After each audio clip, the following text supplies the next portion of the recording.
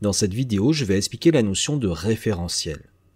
En fait, il faut simplement comprendre qu'un mouvement change suivant le point d'observation. On dit que le mouvement est relatif. Quand on observe le Soleil au cours d'une journée, on a l'impression qu'il tourne autour de la Terre. Par contre, vu d'un point très éloigné dans l'espace, on verrait bien sûr la Terre tourner autour du Soleil. Le mouvement, que ce soit sa vitesse ou sa trajectoire, dépend donc du point d'observation.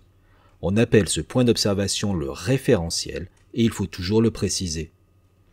De la même façon, les voitures présentes sur ce parking sont immobiles par rapport au sol. Et pourtant, du point de vue de la caméra, on a l'impression qu'elles partent sur la gauche. Elles sont donc en mouvement dans le référentiel de la caméra et immobiles dans le référentiel du sol que l'on appelle référentiel terrestre. Tu vas maintenant répondre à un petit quiz pour mieux mémoriser. Mets en pause après chaque question, puis relance pour la correction. Comment s'appelle le point d'observation à partir duquel on décrit un mouvement?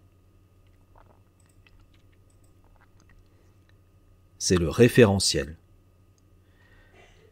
Il est juste de dire que le Soleil tourne autour de la Terre. C'est faux. Il faudrait préciser le référentiel et dire que dans le référentiel terrestre, le Soleil tourne autour de la Terre. Quand on ne le précise pas, on sous-entend que c'est vu d'un point éloigné dans l'espace, et c'est bien sûr dans ce cas la Terre qui tourne autour du Soleil, et pas l'inverse. Qu'est-ce qui peut changer suivant le référentiel? La vitesse et la trajectoire peuvent changer.